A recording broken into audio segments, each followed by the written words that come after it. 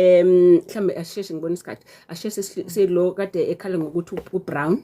Okay, inzipho zakhe I think ukhulume last week besikhuluma ngokuthi inzipho mezimhlophe njalo if zi brown kuya ngokuthi zingakhi if uzipho lodwa brown mhlawumbe ulishayisile mhlawumbe kunehlule lapho njalo shaya isicapha semoto njalo uyabona but if kuukuthi seziningi ke lapho ke sengathi mina worry inhliziyo ngoba kakhulukazi inhliziyo iyathanda ukuthi ibe nempawu kuyinzipho ngoba ukubona nje if kuukuthi uzipho lakho likhukhumela ngathi line self raising flower lavuvukala uzipho basoba sibenza ukuthi clubbing leyo nto isuke isho ukuthi kunenkinga kwenhliziyo futhi uyifika ukuthi inzipho zakho zishintsha umala ngathi ziblue zisho ukuthi umzimba wakhe igazi lakhe alutholi kahle oxygen kahle usho na inhliziyo either inhliziyo amaphaphu ayikwazi ukuhambisa kahle igazi ukuze uthole oxygen so inhliziyo isikhathi nesingiyakwazi ukuthi iziveze kuphi kwinzipho zakho. Okay, khona lo ugcina ube10 sithana sami lo vuka ekseni. Okay, sithana sami lalela worried ngokuthi umzimba unenkinga yini. One uthulala early. Khumbula ukuthi ebusika umzimba wakho vele ufuna ukulala early ngoba kuyashesha ukuba dark. Khumbula ke ngesikhathi sikhuluma ngokulala ukuthi ngesikhathi kuba mnyama umzimba wakho ukhipha le hormone okuthiwa melatonin ekwenza ukuthi urelax ufuna ukulala kwamana kube mnandi. So ngenxa ukuthi kuyashesha ukuthi kube mnyama ebusika then nomzimba wakho uzoshesha ukuthi ufuna ukuthi ulale. Alright, so ungathola ukuthi mhlawumbe ulala enough uvuka nje ngo10 2 whatever ngoba umzimba so enough. Iproblem ikena akugona ukuvuka iproblem iletiye osuku umzimba ulifuna. So yini mhlambe ngabe imbangela ke kuyena ukuthi uhalela itiye. One khumbula ukuthi itiye into eshisayo kubanye abantu baziduduza ngetiye. So mhlambe kuyena emotionally umzimba wakhe khona into oyishoyo ukuthi khona ukududuzeka okudingayo. Khumbula ngengasho before ukuthi ebusuku lapho khona nezinto nemizwa nezinto esizikhohliwe emini ziyaphakama ebusuku.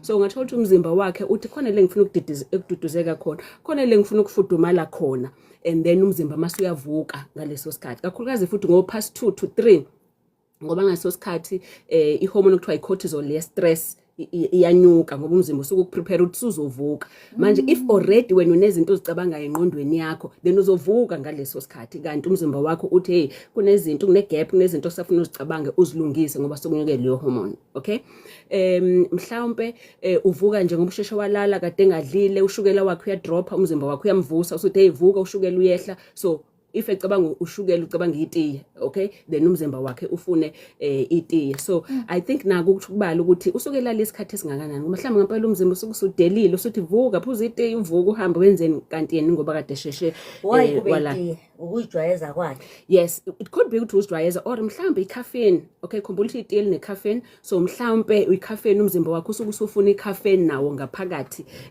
kuyena sokuyinjwayelo. Alright, yeah tea.